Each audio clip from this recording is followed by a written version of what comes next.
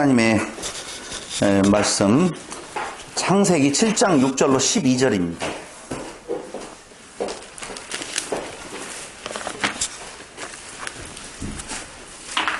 창세기 7장 6절로 12절.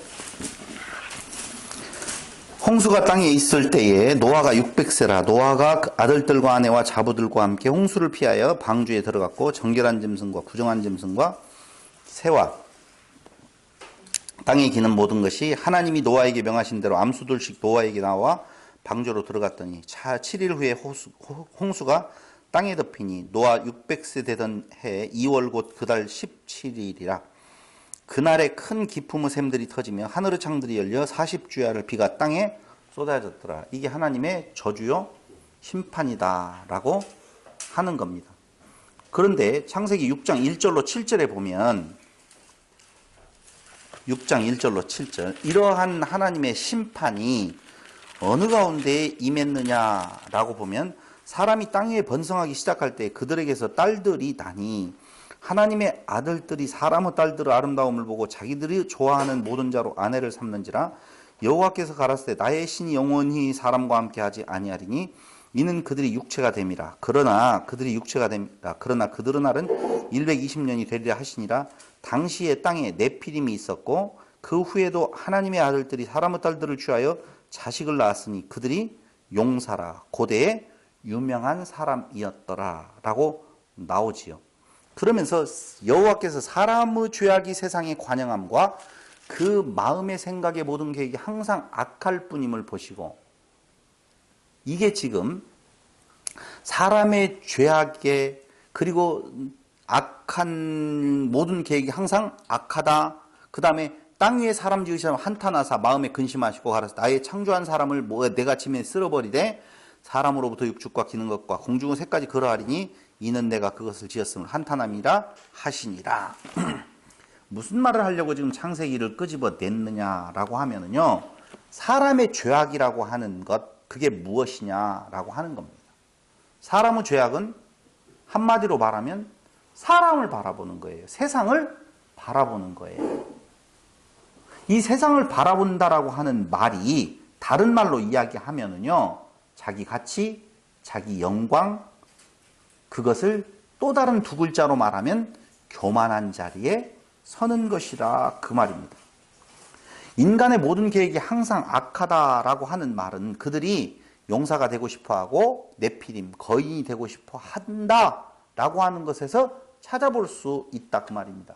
인생들이 추구하는 가치가 무엇이냐라고 하면 단마디로 이야기하면, 잔마디로 이야기를 해보신다면 여러분들이 사람들이 추구하는 가치가 있어요. 궁극적 가치가 있어요. 그 가치가 뭐예요? 자아실현, 자기 자랑. 그런데 그걸 하나님하고의 연관성 속에서 보면, 그렇죠, 하나님을 몰아내고 자기가 신의 자리에 앉는 거예요. 그러니까 에덴 동산에서의 아담의 타락이라고 하는 것은 하나님하고의 관계에 있어서 하나님 자리에서 하나님을 몰아내버리고 자기가 그 자리에 앉고 싶다라고 하는 것이 거인이 되는 거, 용사가 되어지는 거, 자기의 의를 드러내는 거라고. 이것들이 사람 가운데 있어서 사람의 죄악이요, 그것이 바로 인간의 모든 계획이 항상 악한 것이다 라고 말을 해주고 있는 거예요. 마태복음 24장 37절로 39절에 보면은요, 마태복음 24장 37절로 39절에 보면 노아의 때와 같이 인자의 임함도 그러하리라. 홍수 전에 노아가 방주에 들어가던 날까지 사람들이 먹고 마시고 장가들고 시집가고 있으면서 홍수가 나서 저희를 다 멸하기까지 깨닫지 못하였으니 인자의 임함도 같으리라. 여기 굉장히 평범한 이야기가 나와 있어요. 뭐라고 나와 있냐면요, 홍수 전에 노아가 방주에 들어가던 날까지 사람들의 행위에 대해서 말하고 있는데 먹고 마시고 장가들고 시집 갔다라고 그랬어요. 그럼 이게 뭐라는 거예요? 죄라는 거예요. 박동영 입사는 좋겠다. 장가 든다는 거에 빠졌잖아. 그러니까 이 장가 듣는 것까지 시집가는 것까지 전부 죄악으로 지금 말을 하고 있다는 거예요. 이게 뭔 말이냐 이거죠.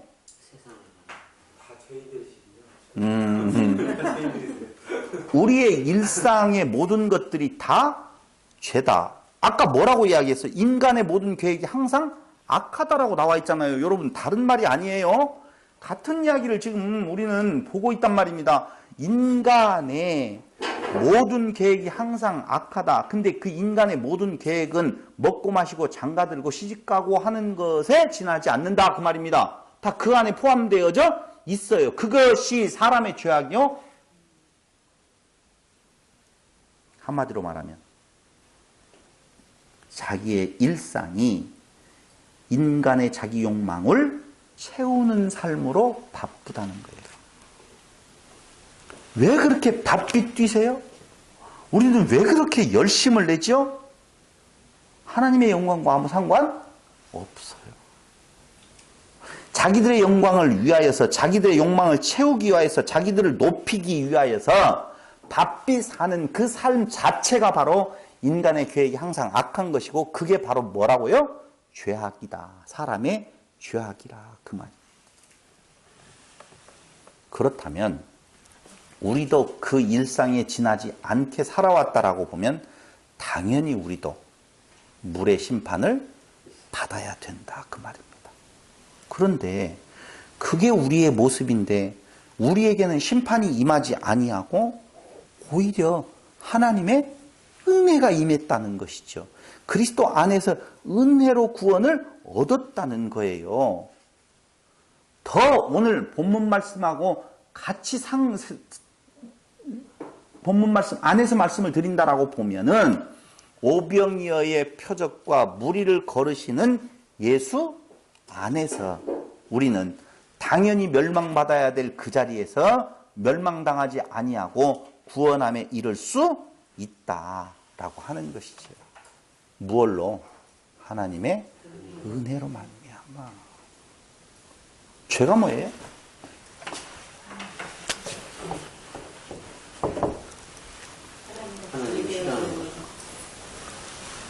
그럼 하나님과 분리되어 있다는 말은 이렇게 봤잖아요. 목배임이라고 이야기할 때 목이 누구 거여야 되는데 하나님 거여야 되는데 내 목을 갖다 붙였어요. 그건 아니죠. 목배임을 당하고 예수의 목이 있다면 이건 하나님과 분리가 아니잖아요. 그럼 이 목이 내 목이 갖다 붙여지는 것을 우리는 뭐라고 말한다고요? 죄라. 그걸 자기 영광을 위해 사는 것이 죄라 그 말이에요. 자기 영광을 위해 사는 것이 뭐예요? 한마디로 말하면 윤리와 도덕, 율법을 내가 지킬 수 있는 존재, 나는 거룩한 자, 나는 의로운 자, 내가 무엇인가를 할 수 있는 자라고 생각하며 살아가는 모든 일상이 다 죄라는 거예요. 그 자리는 오직 여호와 하나님밖에 앉을 수 없는 자리인데, 하나님의 자리인데 인간이 그 자리를 하나님을 몰아내고 차지하고 있다 그 말입니다. 그게 아담으로부터 시작되어진 인류의 모습이다 라고 하는 거예요. 이걸 다른 말로 더 바꿔서 말하면 인간 자체는 죄덩어리예요. 죄덩어리가 굴러다니면 그게 죄지요. 죄의 모습들이 나타나게 되어 있다는 거예요. 그러한 존재들이 풍랑을 만나 있어요. 물에 빠져 죽을 수밖에 없는 존재들이에요. 그런데 그들이 살아났어요. 물 한 방울 묻혀지지 않았어요. 왜? 영접하니 거기 나오잖아요. 6장, 요한복음 6장 21절 이에 기뻐서 배로 영접하니 라고 나와 있어요. 배로 영접하니 방주 안에 들어가니 그 말이죠. 무엇했더라? 살았더라 그 말이에요.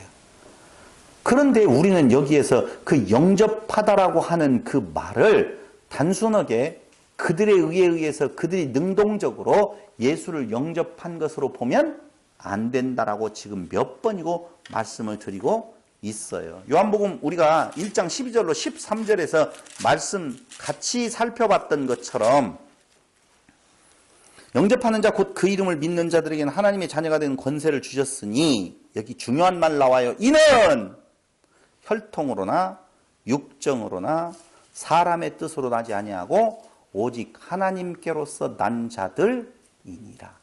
인간 스스로 할 수 없음을 분명히 말해주고 있는 거예요. 이게 하나님께로서 난 자들이 영접한다라고 하는 말을 그 뒤에 가서 자세히 또 설명을 해주고 있습니다.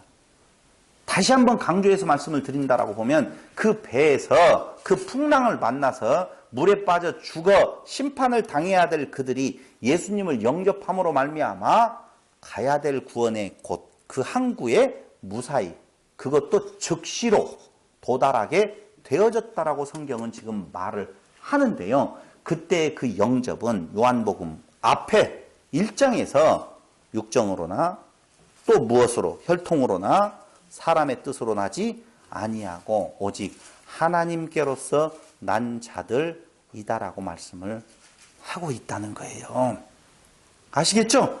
그러니까 정확하게 말하면 하나님께서 영접하게 하셨다, 방주로 이끌어 들이셨다, 이게 맞아요. 수동태가 맞단 말입니다. 능동태가 아니에요. 근데 제가 요한복음 6장을 지금 살펴보고 정리를 해보면서요, 무슨 느낌을 받았냐면, 이게 몇 절까지가 되면 67절인가까지 돼 있어요. 71절까지. 엄청난 절수예요. 오병이어의 역사에 대한 내용이 무려 70절이 넘는 구절로 되어 있다는 거예요. 양이 굉장히 많아요. 전 여기에서 그런 생각을 했어요. 성경이 그걸 말하려고 하는 것인지는 잘 모르겠지만, 제가 요한복음 6장을 준비를 하면서 느낀 것은 인간의 제일 강한 욕망이 바로 여기에 있지 않느냐라고 하는 것이죠. 먹고 마시는데 뭘 먹을까 뭘 마실까 무얼 입을까라고 하는 이 욕구, 욕망, 자기를 드러내려고 하는 이 욕망의 끝은 없다, 이렇게 말할 수 있는 것 같아요. 그래서 먹는 걸 가지고, 그래요. 보면은요, 예수님과 그 제자들과 무리들과의 계속적으로 논쟁을 해가고 있는 것을 보면, 하늘의 떡이신 예수님은 당신이 하늘의 떡이라고 지금 선포하고 있는데, 계속적으로 그 무리들은 세상의 떡 구하는 쪽으로 평행선을 달리고 있더라니까요. 예수님께서 그렇게 노골적으로 내가 떡이다, 내가 하늘의 떡이다, 신령한 떡이다, 나를 먹어라, 나를 믿어라 라고 이야기하는데, 그 모여 있었던 무리들은 끝까지 세상 떡을 주시오, 줄 수 있어요, 주어야만이 됩니다.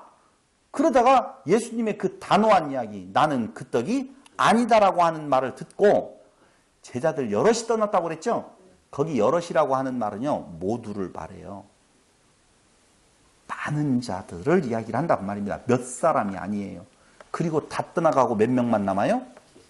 12명만 남아요. 그럼 거기 제자들이라고 나와, 제자들이 떠났다라고 나오는데 따르는 자들을 다 제자들로 표현을 하고 있어요. 그러니까 나머지 사람들 다 떠나고 12명만 남아 있어요. 그럴 때 12명에게 예수님께서 너희도 가려느냐 이렇게 물어보는 거예요. 그 욕망이 너무 커서 못 이겨요, 여러분. 그 욕망 가운데 있는 우리들은 하나님의 심판 아래 놓여 있는 것이 너무너무 당연하지만, 그 심판을 면할 수 있는 유일한 길, 그게 예수고, 그 예수 안에, 방주 되신 예수 안으로 우리를 이끌어 가셨다. 그게 뒤에 나와요. 하나님께서 이끌어 가셨다라고 하는 내용이 분명히 나온다, 그 말입니다. 빈들에서 가나안으로 향하는 제2의 출애굽을 그려주고 있는 내용이 오늘 배에서 지금 예수님을 영접하여서 그 도달해야 될 곳으로 바로 간 이 사건에서 우리는 다시 한번 살펴볼 수가 있다라고 하는 것입니다. 초저녁부터 배를 저어갔어요. 새벽 3시까지 노를 저었는데 그 엄청나게 큰 것도 아니에요. 근데 10리 정도 가다가 더 이상 나아가지를 못하고 뺑뺑 돌고 있었을 때에 풍랑 속에서 빠져나올 수도 없고 구원의 항구에 도달할 수도 없었던 프로 어부들을 예수님께서 이끌어 도달케 하십니다. 아무리 인간 중에 있어서 정말 윤리와 도덕적으로 깨끗하고 완벽한 존재를 할지라도 그들은 바다에 빠져 죽어야 될 존재들인데 오직 살아날 수 있었던 유일한 길은 내니 두려워 말라. 내가 곧 하나님이다. 에고 에임이라고 하는 부분.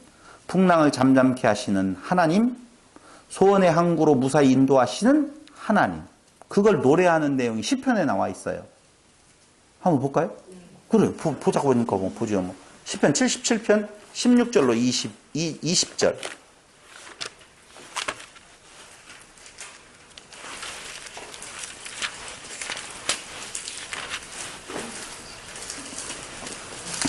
(16절에) 하나님이여 물들이 주를 보았나이다. 물들이 주를 보고 두려워하며 기품도 진동하였고 구름이 물을 쏟고 궁창이 소리를 바라며 주의 살도 날아나갔나이다. 회리바람 중에 주의 우리의 소리가 있으며 번개가 세계를 비추며 땅이 흔들리고 움직였나이다. 주의 길이 바다에 있었고 주의 첩경이 큰 물에 있었으나 주의 종적을 알 수 없었나이다. 주의 백성을 무리양같이 모세와 아론의 손으로 인도하셨나이다. 그러니까 77편 16절로 20절에서 결국은 그 주님 손 안에 그 풍랑도 어떻게 해요? 다 안에 있다는 것이지요. 회리바람 중에 주의 우레의 소리가 있으며 번개가 세계를 비추며 땅이 흔들리고 움직였나이다. 주의 길이 바다에 있었어요. 주의 첩경이 큰 물에 있었어요. 주의 종적을 알 수 없지만 그 회리바람이 부는 바다에 주의 길을 내서 유일하게 그 바다를 잠잠케 하셨잖아요. 아까 복음서에서 그러한 잠잠케 하실 수 있는 것은 그 길을 내실 수 있는 분은 누구? 주 하나님. 그러니 예수님은 누구다? 하나님이시다 그 말이에요. 시편 107편 23절로 32절에 보면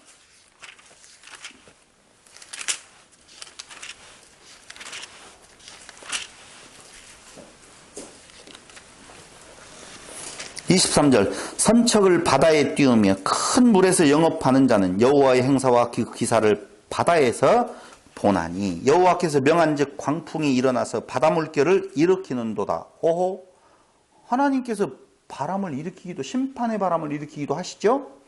저희가 하늘에 올랐다가 깊은 곳에 내리니 그 위험을 인하여 그 영혼이 녹는도다. 저희가 이리저리 구르며 취한 자같이 비틀거리니 지각이 혼돈하도다. 이에 저희가 그 근심 중에서 여호와께 부르짖음에 그 고통에서 인도하여 내시고 광풍을 평정히 하사 물결로 잔잔케 하시는도다. 저희가 평온함을 인하여 기뻐하는 중에 여호와께서 저희를 다같이 시작 소원의 항구로 인도하시는도다. 여호와의 인자하심과 인생에 행하신 기이한 일을 인하여 그를 찬송할지로다. 백성의 회에서 저를 높이며 장로들의 자리에서 저를 찬송할지로다. 그럼 누가 지금 그의 항구에 도달케 하셨다고요? 즉시 예수님께서. 그러면 예수님은 누구다? 하나님이시다 그 말이에요. 자, 다시 요한복음 6장으로 돌아와서요. 그렇게 지금 바다 위를 걸으시는 예수님의 표적을 기록한 요한은 22절로부터 다시 또 무슨 문제로 가느냐? 바로 양식 문제로 넘어가고 있다는 거예요. 어떻게 넘어가고 있어요? 6장 22절로 59절에서는요. 육체의 양식을 찾아 헤매는 무리들을 먼저 22절로 24절에서 소개를 합니다. 이튿날 바다 건너편에 섰는 무리가 배 한 척밖에 다른 배가 거기 없는 것과 또 어제 예수께서 제자들과 함께 그 배에 오르지 아니하시고 제자들만 가는 것을 보았더니 그러나 디베랴에서 배들이 주의 축사하신 후 여럿이 떡 먹던 그곳에 가까이 왔더라. 무리가 거기 예수도 없으시고 제자들도 없음을 보고 곧 배를 타고 예수를 찾으러 가버나움으로 가서 지금 뭐 바빠요. 엄청나게 바빠요. 왜 바빠요? 야, 오병이의 표적을 행하시는 걸 보니까 저 양반 따라다녀야 된다라고 생각을 해가지고 바빠요. 엄청나게 바빠요. 막 이리 찾고 저리 찾고 아까 없었는데 거기 갔다가 왔다가 저쪽에서 배가 왔는데 그것도 없어? 그럼 어디로? 가버나움에 있는갑다. 야 글로 가자 해가지고 글로 지금 쫙 몰려가고 있었어요. 그 몰려가는 사람이 오늘 청계광장에 모인 사람보다 더 많으려나? 농담이었어요. 지금은 갔어요.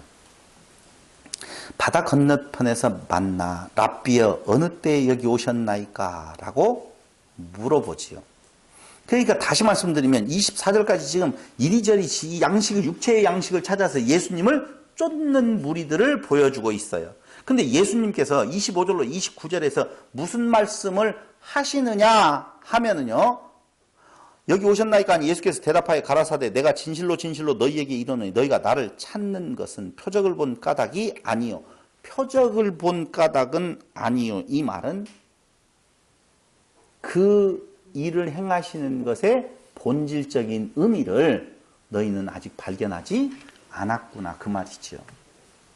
왜 안 왔을까요? 왜 발견 못했을까요? 아니요. 정확하게 말하면 아까 이야기했잖아요. 성령의 역사가 없었기 때문에 그래요. 인간이 그걸 발견할 수가 없어요. 성령의 역사가 없었기 때문에 그래요. 뒤에 가서 그 말을 해 주셔요.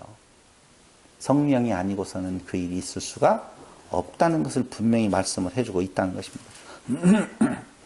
표적을 본 까닭이 아니요 떡을 먹고 배부른 까닭이로다.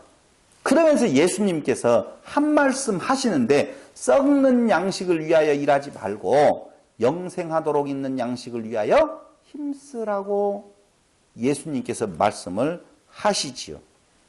그런데 영생하도록 있는 양식을 위하여 하라. 이 양식은 인자가 너희에게 주리니 인자는 아버지 하나님의 인치신 자라고 말해요. 자, 인자라고 이야기할 때요. 이 말은 지난번에도 이야기를 했지만 유대의 개념으로 보면은요. 아들과 아버지는 하나예요. 그리고 아버지와 국가도 하나인 거예요. 그러니까 하나님의 아들이라고 보면 하나님 따로 있고 아들이 따로 있는 것이 아니라 하나님 곧 누구예요? 아들이요. 아들 곧 하나님이에요. 잘 봐봐요. 탕자가 아버지의 집을 떠났어요. 재산을 가지고 갔단 말이에요. 그리고 허랑방탕하여 돌아다니다가 그 재산을 다 쓰고 난 뒤에 다시 아버지 집으로 와요. 그때 양 잡고 소 잡고 잔치를 벌려주니 큰아들이 성질난다는 거죠. 성질난다. 그럴 때 아버지께서 뭐라고 큰아들에게 말해요?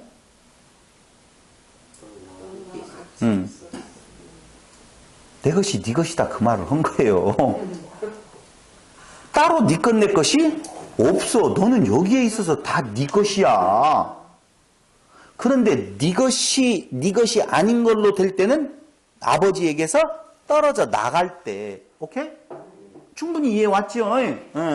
그러니까 아들과 아버지는 아버지와 같이 있었을 때 아버지의 재산은 다 아들 거예요. 아버지와 아들은 하나예요. 그게 장자라고 하는 개념적으로 놓고 보았었을 때는 둘이 분리될 수가 없는 거예요. 이스라엘의 관계로 보면. 그럼 지금 여기에서 지금 다시 또 이야기를 해보면 이 양식은 인자가 너희에게 주는 인자는 아버지 하나님의 인치신 자니라. 즉 아버지와 하나님은 인자는 같은 분인데 저희가 묻되 우리가 어떻게 하여야 하나님의 일을 하오리이까? 참 이상해요. 예수님께서 썩는 양식을 위하여 일하지 말고 영생하도록 있는 양식을 위하여 힘쓰라고 말씀하셨잖아요. 그런데 예수님께서 그렇게 말씀하시니까 그 있었던 무리들은 어떻게 하여야 하나님의 일을 하오리이까?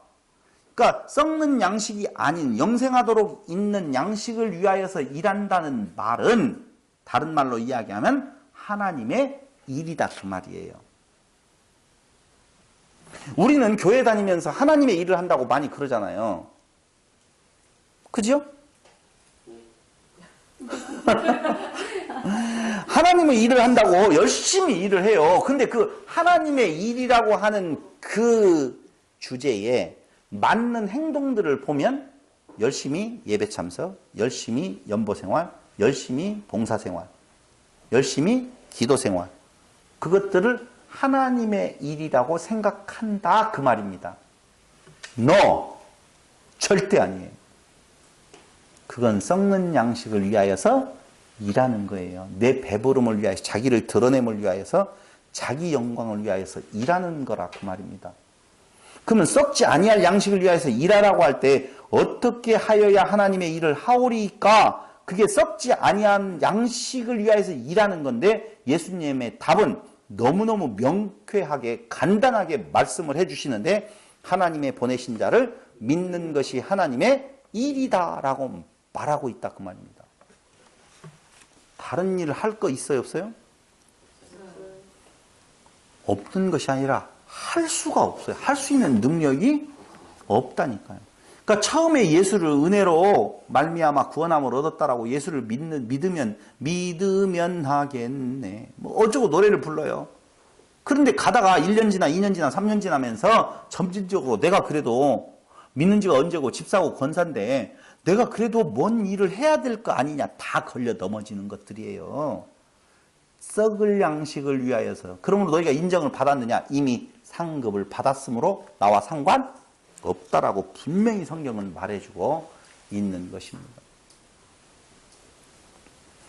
하나님의 보내신 자를 믿는 것이 하나님의 일이다. 너무 단순한 것 같지만 이게 너무너무 쉬운 것 같지만 하나님의 보내신 자를 믿는 것이 어려워요. 더 정확하게 이야기할까요? 불가능해요. 그런데 그걸 해주셨다 그 말입니다. 그걸 해주셨어요. 그게 뭐라고? 은혜다. 지금 그 말을 하고 있는 거예요.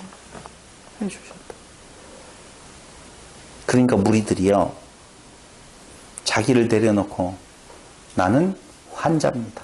나는 죽은 자입니다. 나는 문제 있습니다.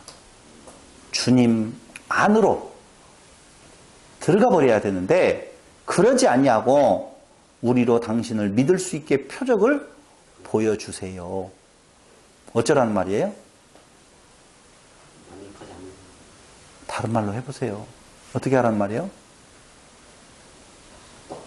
그래요, 떡 줘요. 그 말이에요. 계속 그 말을 하고 있다니까. 그들의 관심은. 그래요, 알았어요. 먹을 거 줘봐요. 지금 보리떡 5덩이하고 먹을 거 2마리로 했는데 이제는 그것 말고 채소 싱싱한 거, 이제는 좀 고기 또 좀 싱싱한 거 이런 것들 좀 주세요. 채워주세요. 당신이 우리의 왕이 되어서 로마로부터 해방시켜가지고 그 능력으로 우리를 더 풍요롭게 해주세요. 지금 우리 일반적인 기독교인들이 추구하는 내용하고 똑같다니까. 나 예수 잘 믿을게요. 그런데 어떻게 해달라고요? 보여줘봐요. 잘 믿을 수 있도록. 당신이 나를 먹여 살려야 될 거 아니에요. 당신이 내 문제를 해결해 줘야 될 거 아니에요. 그 능력 보여줘야만 난 정치적 메시아로 당신을 믿을 테니 그것 좀 해주세요. 라고 이야기를 하고 있다 그 말입니다. 그래서 어려운 거예요. 인간의 근원적인 모습은 절대 예수를 믿을 수가 없도록 되어 있어요. 무엇이 아니면 하나님의 은혜가 아니면 어떤 경우에도 예수 앞으로 나아갈 수가 없다는 것을 우리는 고백해야 된다 그 말입니다. 그럴 때에 표적을 보여달라고 30절과 31절에 말을 하니까 기록된 바 하늘에서 저희에게 떡을 주어 먹게 하였다 함과 같이 우리 조상들은 광야에서 만나를 먹었나이다. 지금 그 말이에요. 만나를 준 것처럼 당신도 좀 줘봐요. 예수께서 이르시되 내가 진실로 진실로 너희에게 이르노니 하늘에서 내린 떡은 모세가 준 것이 아니라 그 말이에요. 오직 내 아버지가 하늘에서 내린 참떡을 너희에게 주시나니 참 진리, 참 말씀을 주시나니 하나님의 떡은 하늘에서 내려 세상에게 생명을 주는 것이니라. 이 정도 되어지면 어떻게 돼요? 하나님 아버지는 광야에서 만나를 내려주셨을 뿐만 아니라 오늘날에도 참떡을 내려주시는 분이다. 왜? 생명을 주시기 위해서 그게 누구다? 예수 나다. 지금 그 말을 하고 있어요. 근데 그 말을 듣고 꼬꾸라져야 되는데 그들은 뭐라고 해요? 이 떡을 항상 우리에게 주소서. 또 뭐예요? 먹을 떡을, 또 육체의 떡을 또 생각을 한다 그 말입니다. 요한복음 6장 34절인가에 거기 저희가 가로되 주여 이 떡을 항상 우리에게 주소서. 아직도 육체의 양식에 허기진 무리들이에요. 우리들은요. 미안해요. 여기다 우리들도 끼어서. 우리들은 육체의 양식에 허기졌어요? 안 허기졌어요? 여러분 정리해서 말씀드리면요. 예수 믿는다라고 하는 것은 이 땅 위에서 잘 먹고 잘 사는 거하고 진짜 아무 상관없다는 걸 알아야 돼요. 이 말이 그냥 막 전달되어지면 교회에서 다 도망갈까 봐 잘 사는 것도 하나님 뜻 안에서 잘 살 수 있다는 말을 갖다가 붙이지만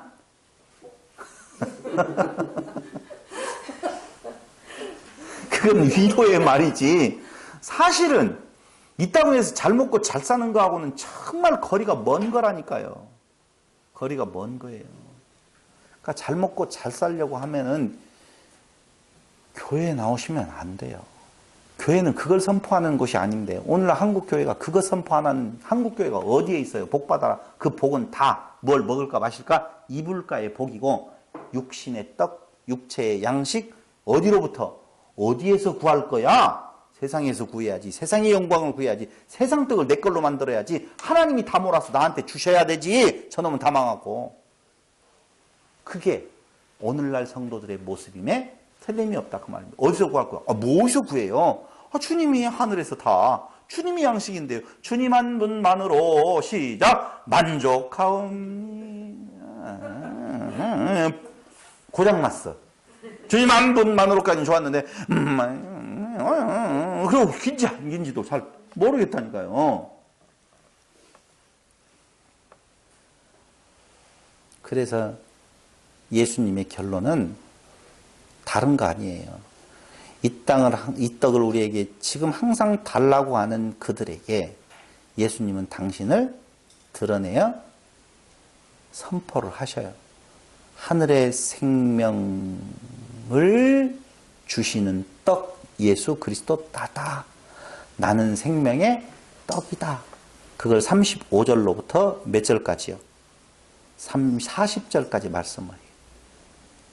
그 자는 나는 생명의 떡인데 내게 오는 자는 줄이지도 목마르지도 아니할 것이다 라고 말을 해요. 하나님의 떡은 하늘에서 내려 세상에게 생명을 주는 것이니라.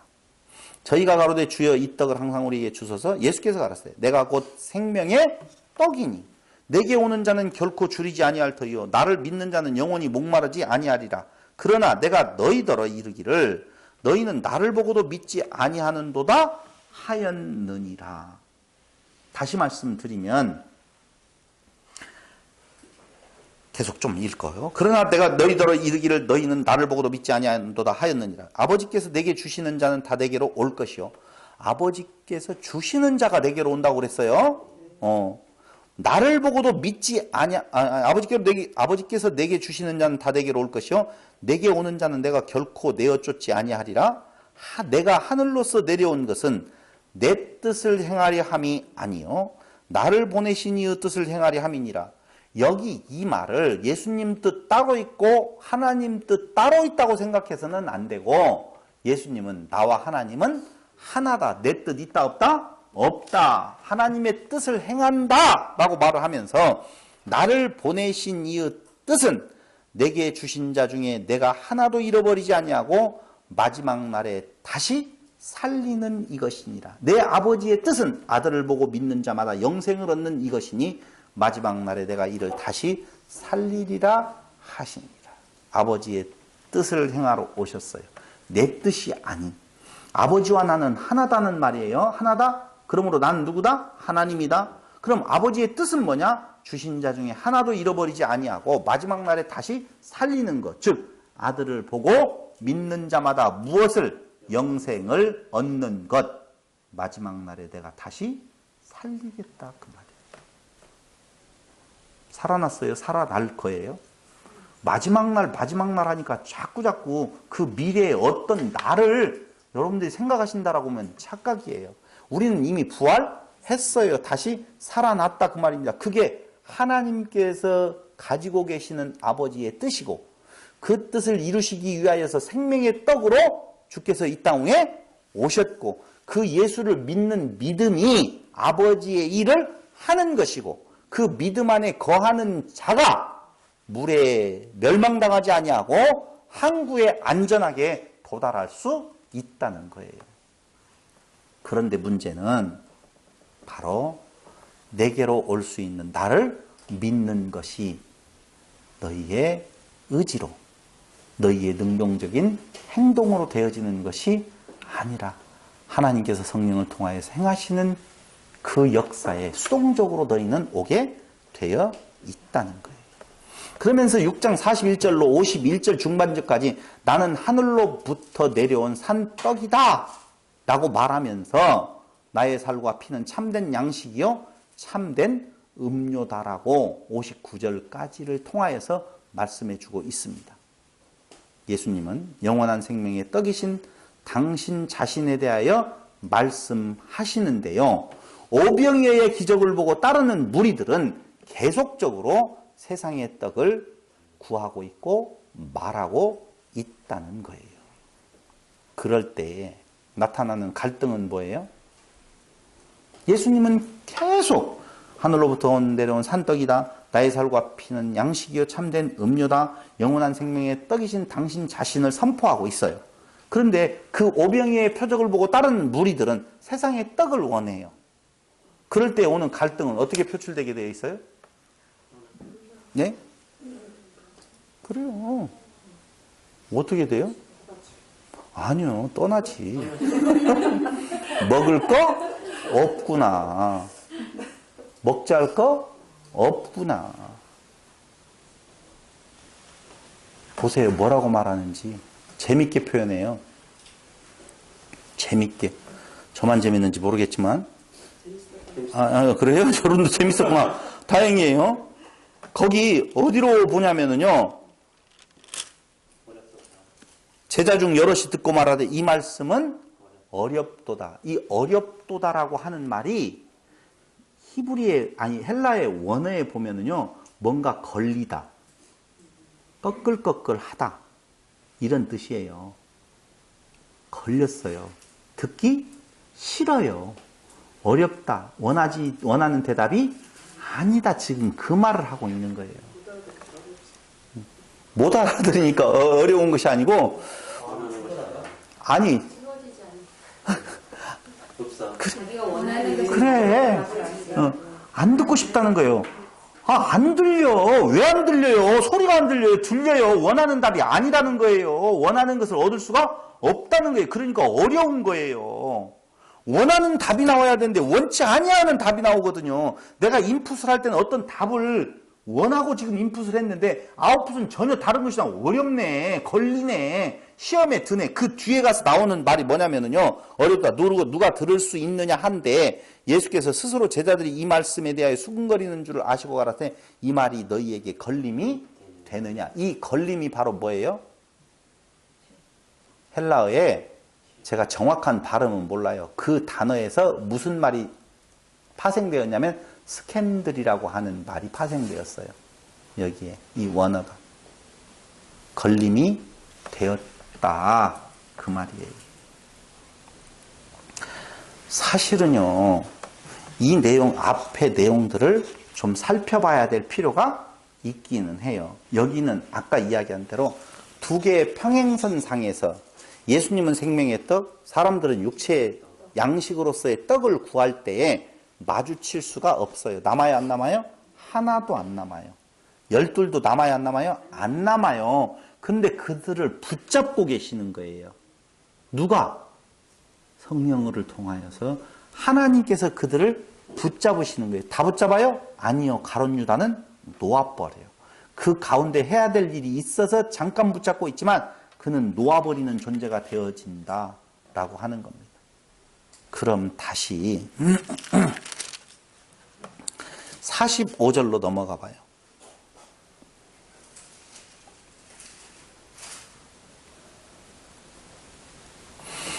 41절, 아까 40절까지 공부했잖아요. 네. 41절에 보니까 자기가 하늘로서 내려온 떡이라 하심으로 유대인들이 예수께 대하여 수군거려 가로되 이는 요셉의 아들 예수가 아니냐? 그 부모를 우리가 아는데 제가 지금 어찌하여 하늘로서 내려왔다 하느냐? 이런 걸 가지고 이단들도 써먹어요. 예수님도 요셉의 아들, 목수의 아들로 태어났지 않느냐? 이만희도 그렇죠? 평범한 가정에서 태어나서 그렇게 되어진 것이다. 예수를 구원자로 안 봐요. 그들은 어느 때까지의 구원자로 보냐? 이만희 오기 전까지의 구원자는 예수였었고 이만희 온 뒤에는 예수께서 재림하셨다 안 하셨다? 하셨다는 거예요. 누구에게로? 이만희 안에 영으로 재림을 했어요. 영육 합일이 된 거예요. 그들이 말하는. 그러니까 이만희를 구원자로는 말 안 해요. 이만희는 구원자가 아닌데 예수님의 영이 그 안에 들어와서 이미 구원자가 바뀌었다는 거예요. 이제는 시대에 따라서 구원자가 달리 있다는 거예요. 약속된 어떤 이긴 자가 오는데 그 이긴 자가 이만희라고 하는 건데 그 이만희 안에 뭐가 들어왔다는 거예요? 예수님의 영이 재림을 했다는 거예요. 영의 재림이지 육의 재림이 아니다라고 이야기를 한다니까요. 그 이야기하면 너무 길어지니까 그건 놔두고 지금 이런 것들 예수님도 평범하게 배워서 그때 당시에 다 사람들에게 배척을 당했지 않느냐 라고 하면서 자기의 교주도 그렇게 배척당하는 것을 너무 당연시 여기는 것, 그게 함정이지요. 예수께서 대답하여 가라사대 너희는 서로 수군거리지 말라. 나를 보내신 아버지께서 이끌지 아니하면 아무라도 내게 올 수 없으니 오는 그를 내가 마지막 날에 다시 살리리라. 44절에 대한 나를 보내신 아버지께서 이끌지 아니하면 아무라도 내게 올 수 없으니 오는 그를 내가 마지막 날에 다시 살린다고 그랬잖아요. 도저히 못 믿겠다. 목수의 아들을 우리가 어떻게 믿느냐라고 이야기할 때에 예수님께서 그들의 마음을 아시고 아버지께서 이끌지 아니하시면 누구도 내게 올 자가 없다. 근데 오는 그는, 그럼 오는 그는 누구예요? 아버지께서 이끄는 자는 내가 마지막 날에 다시 살린다. 왜? 그 일을 하러 왔으니까. 선지자의 글에 저희가 다 하나님의 가르치심을 받으리라 기록되었은즉 아버지께 듣고 배운 사람마다 내게로 오느니라. 이 말이 지금 니은 보면은 이사야 54장 13절이에요. 한번 봐봐요. 이사야 54장 13절.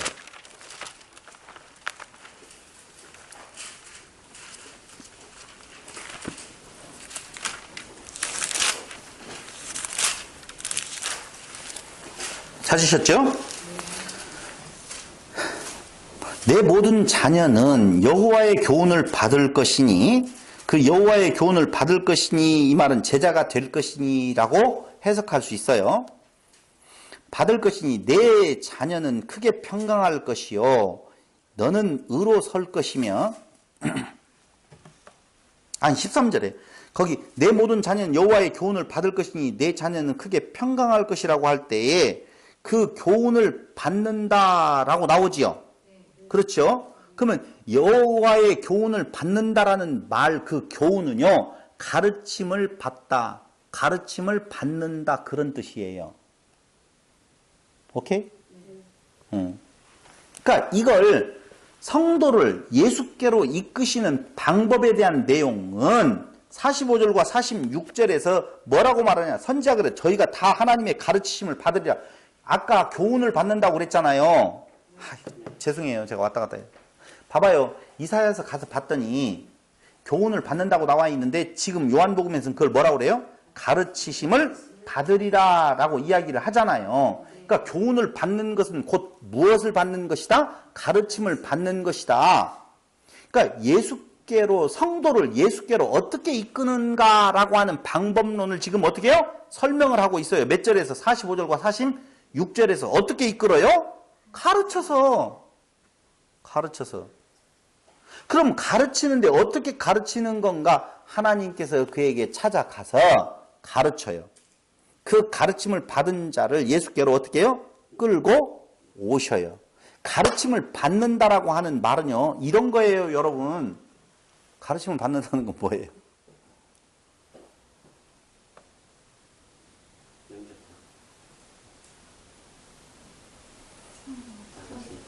성경하고 관계, 가르침을 받는다. 여러분, 가르침을 지금 제가 가르쳐요. 가르침을 받는다는 말은 말씀이 들린다. 귀를 열어서 말씀이 들리도록 하신다. 그 말이에요. 그 성령의 역사가 아니면 말씀이 들려야 안 들려요?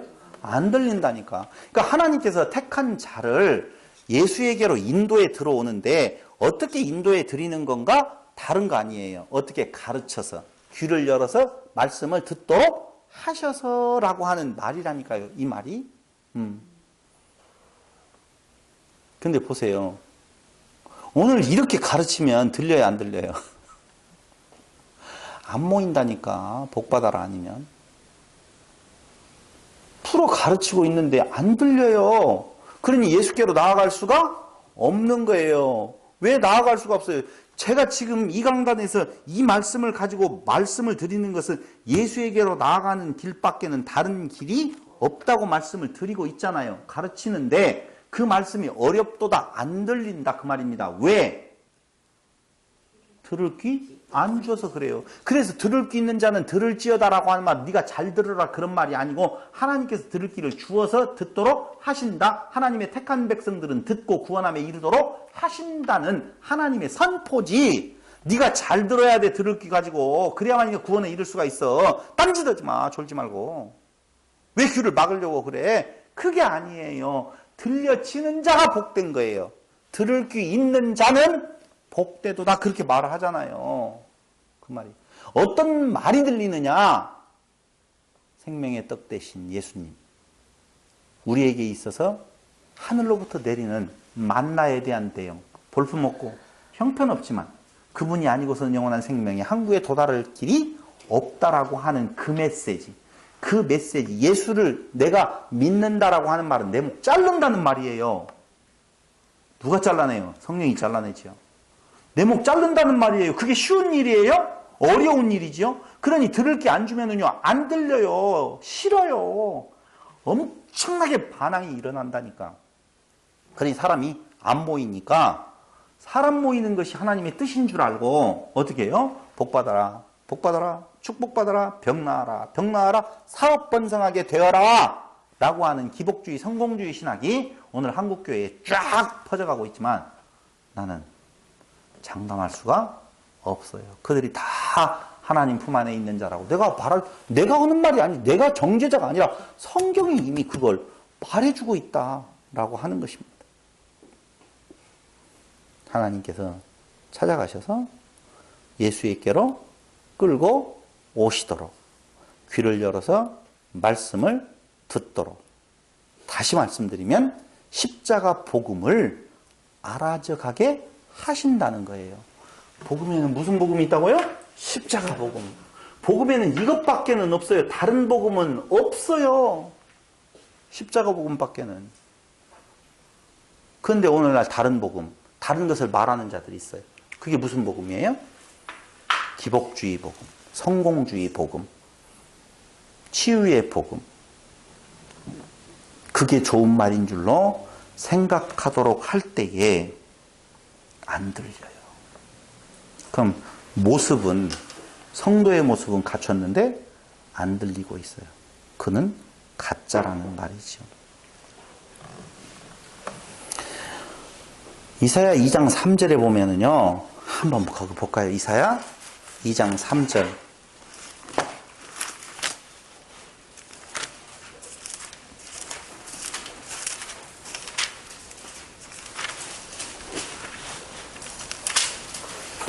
다 같이 시작. 많은 백성이 가며 이르기를 오라 우리가 여호와 산에 오르며 야곱의 하나님의 전에 이르자. 그가 그 도로 우리에게 가르치실 것이라. 여호와의 산 하나님의 전에 이를 때에 그 도로 우리에게 가르치실 것이라. 우리가 그 길로 행하리라 하리니 이는 율법이 시온에서부터 나올 것이며 여호와의 말씀이 예루살렘 나올 것입니다. 그 길로 행하리라. 그 도를 가르치신다. 그 도, 길 나오지요. 그렇죠? 하나님께서 길을 가르쳐 주셔요. 그때 그 길을 가르치다라고 할 때 야라라고 하는 히브리 말을 쓰는데 그 야라라고 하는 히브리 말은 이런 말이에요. 던지다 그런 말이에요. 귀한 걸 던져요? 값어치 없는 걸 던져요? 하찮은 걸 던져요? 귀한 걸 던져요? 여러분 가르쳐 주신다고 하니까 이거 좋은 말이니까 이게 귀한 걸 던진다고 해야 되는데 그러지 마요. 던지는 것은 하찮은 걸 던져요. 다시 말씀드리면 가르치다라고 할 때요. 하찮은 걸 던져요. 뭘 던져요? 만나를 던져요. 뭘 던져요? 보리떡을 던져요. 뭘 던져요? 십자가에 죽어가시는 예수님을 던져요. 알으셔야 돼요. 그런데 그걸 안 잡아요. 사람들은. 왜? 알잖아요, 여러분. 어떤 대통령은요, 어디에 가가지고 나이 많이 먹은 양반이 손잡으려고 하니까 뒤로 빼잖아요. 정치적인 발언은 안 해야 되는데 이게 습관적으로 나와서 큰일이에요. 못 봤던 사람은 그냥 내버려 둬요. 사람들은요, 내가 누구하고 같이 있고 어떤 부류에 있느냐가 자기의 평가 기준이 되어지다 보니까 웬만해서는 하찮게 보이는 것은 잡으려고 하지도 않는다 그 말. 그런데 하나님께서 가르치실 때, 도를 가르치실 때 그 도는 예수잖아요. 예수를 던져버린다니까요. 어떻게 십자가에다 던져버린다고요. 근데 사람들이 그걸 잡기 쉽지 않다라고 하는 것입니다. 십자가의 예수님, 죽으신 예수님, 낮아지신 예수님을 잡는 것 쉽지 않다는 거예요. 근데 우리는 어떻게 해서 잡게 되었느냐라고 본다면 하나님의 은혜다 그 말입니다. 근데 정말 중요한 것은 그곳에 샬롬이 있어요. 그 피 안에 피로 샬롬을 이루신다 그 말입니다. 우리에게 있어서 평강은 무슨 평강을 말하느냐? 이 땅 살아나가면서 오한이 하나도 없는 그 상태의 평강이 아니에요. 되어지는 일들, 예수 앞에 되어지는, 예수님의 제자 앞에 되어지는, 믿음의 선진들 앞에 되어지는 것은 육체의 평강이 결코 아니었었어요. 근데 평안하다 그 말이에요. 평화 평화로다 하늘 위에서 내려오네. 그게 바로 하늘로 내려오는 떡, 그 양식을 먹고 그 도 안에 있었을 때에 그분이 던져진 십자가의 피로 이루신 그 내용이 무엇을 이룬다고요? 샬롬. 어디에서 가장 평안해요? 부모의 품 안에서, 아버지의 품 안에서, 예수님과 한몸 되어 아버님 품 안에 있었을 때에 우리는 피로 이루신 무엇을 누리는 것인 건가? 샬롬을 누리는 것이다 라고 하는 것입니다. 하나님께로서 온 자를 죄하면 아버지를 본 자도 없고 오직 하나님께로 온 자만 아버지를 보았다. 그게 요한복음 6장 아까 45절 6절인가요? 진실로 이는 아버지를 본 자가 있다는 것이 아니라, 그게 45절에 44절을 설명하는 것이 45절과 46절이라고 그랬어요. 45절에 선지자여 그래 저희가 다 하나님의 가르치심을 받으리라 기록되었은즉 아버지께 듣고 배운 사람마다 내게로 오느니라. 아버지께로 듣고 배운 자라고 이야기하잖아요. 이는 아버지를 본 자가 있다는 것이 아니라 오직 하나님에게서 온 자만 아버지를 보았느니라. 현재 완료예요. 현재 완료형을 쓰고 있어요. 그러니까 이 말은 하나님께서 온 자를 죄하면 아버지를 본 자가 없다는 말이고 오직 하나님께로 온 자만 아버지를 보았다. 하나님께서 찾아가서 예수에게 준 자만 하나님을 보았다라고 하는 것을 지금 강조하는 거예요. 다시 말씀드리면 산 자가 봐요? 죽은 자가 봐요? 산 자가 본다니까요. 이미 하나님께서 택한 자, 이미 살아 그를 보게 만들고 그 고백을 하게 만드신다라고 보는 거예요. 예수님은 우리의 영원한 생명의 양식이다라고 하는 것을 말해주고 있는 것입니다.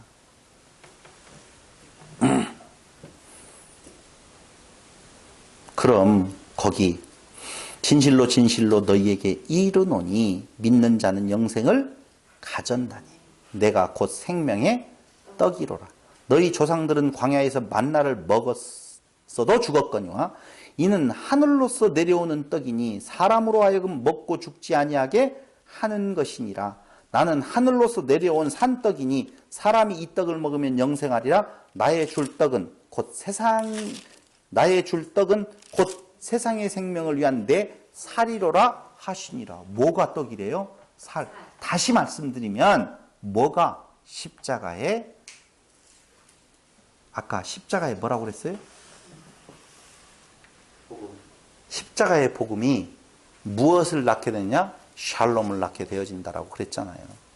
그러니까 예수님께서 이 땅에 오시는 것은 그들이 오병이의 표적을 보고 왕이 되어달라고 하는 정치적 메시아로 이 땅에 온 것이 아니고 뭘로 오셨다고요?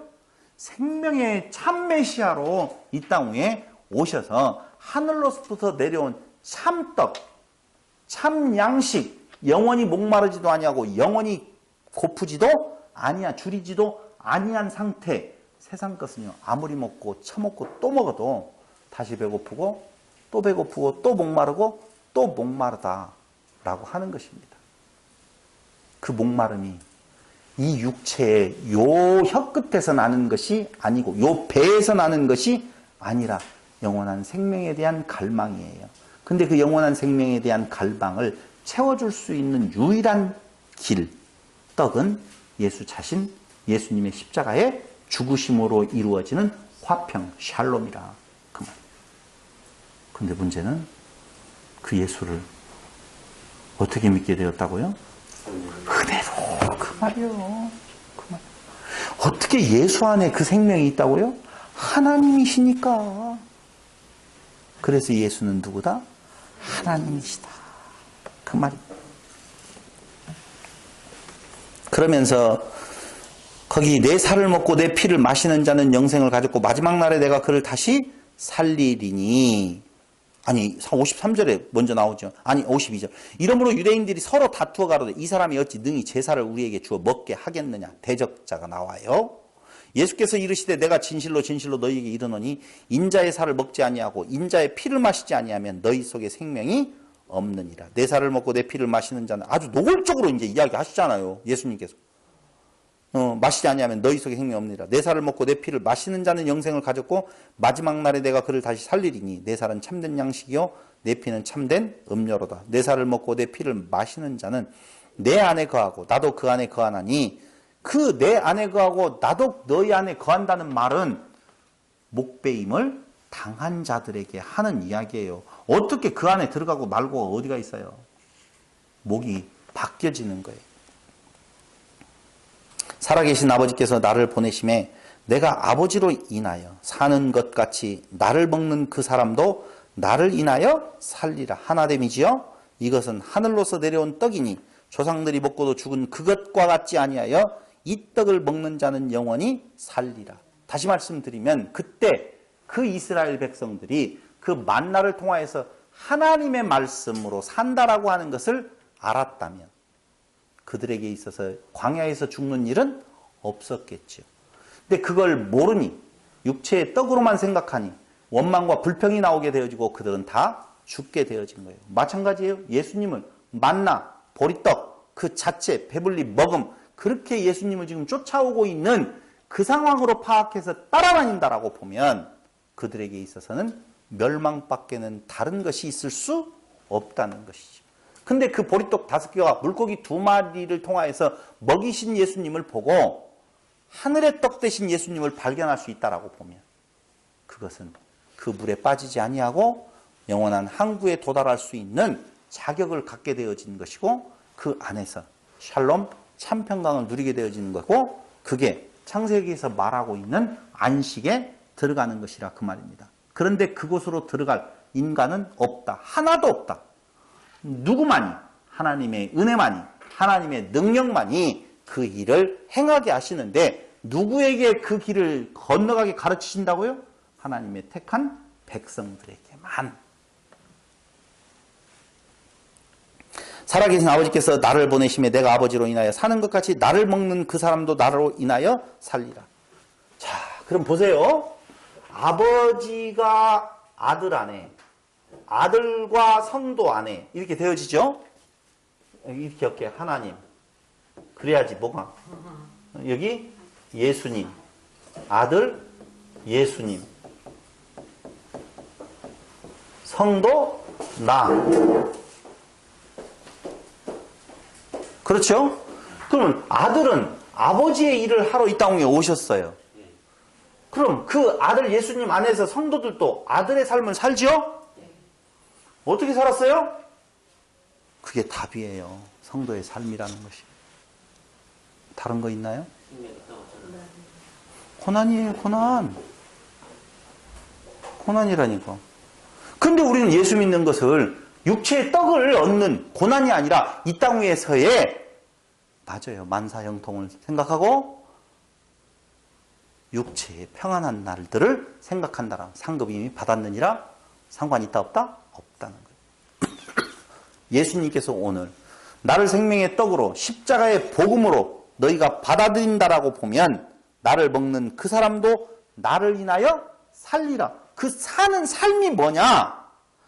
사람답게 사는 것이 아니라 하나님의 자녀로서 사는 삶은 보편적으로 생각하고 있는 기독교의 그 삶의 모습이 아니다라고 하는 것입니다. 살아났어요. 우리는 거기까지만 생각하고 그 살아난 자의 성도로서의 사는 삶에 대해서 또다시 우리는 풍요로운 삶을 또 생각한다라고 보면 그건 정말 오늘 예수님의 그 표적을 보고 따라다니면서 육체의 양식을 달라, 육체의 양식을 달라, 육체의 양식을 달라 라고 말하는 자들이 다 도망간 것처럼 도망간 자는 다 심판의 대상자들이죠. 그러면서 이것은 하늘로서 내려온 떡이니 조상들이 먹고도 죽은 그것과 같지 아니하여 이 떡을 먹는 자는 영원히 살리라. 이 떡은 무엇? 예수. 예수를 어떻게 하는 것? 믿는 것. 예수를 믿는다는 것은 자기 없음, 자기 포기, 자기 부인. 할 수 있다? 없다. 누구로? 성령으로 하나님의 은혜가 그 일을 가능케 하신다는 거예요. 내 속에서 부글부글 끓습니까? 무엇인가가 내 안에서 소화되지 아니하는 아픔이 있습니까?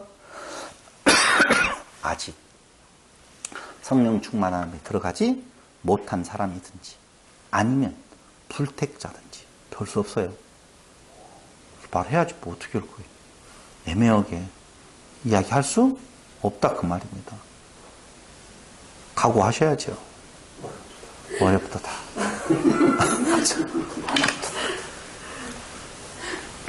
그게 60절이에요. 어렵도다.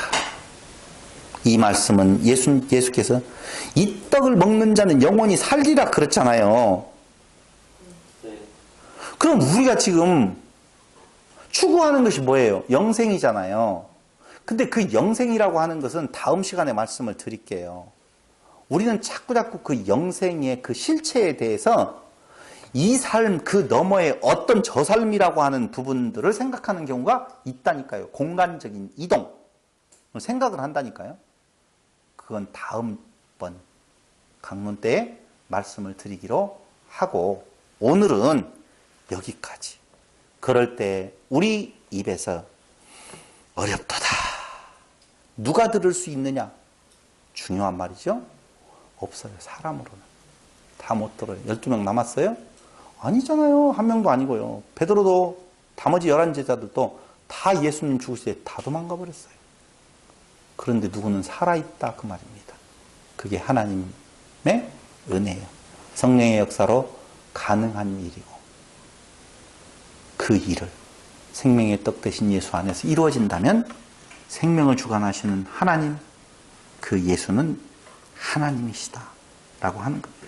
오직 주님 한 분만으로 다 같이 시작 만족하옵니다 그 말이에요. 생명의 떡이신 하나님이신 예수 그리스도만으로 만족하옵니다. 기도드리겠습니다. 고마우신 아버지 하나님 은혜와 사랑을 진실로 감사드립니다.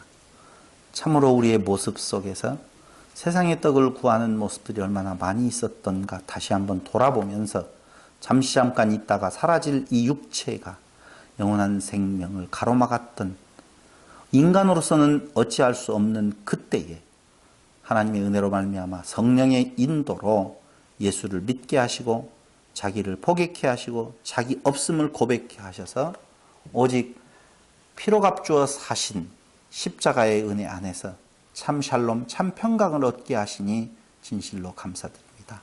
이 땅 살아가면서 하나님의 은혜의 감격 속에 하나님의 영광을 찬양하며 치열하게 살아가는 성도 되게 하여 주시기를 예수님의 이름으로 기도드립니다. 아멘.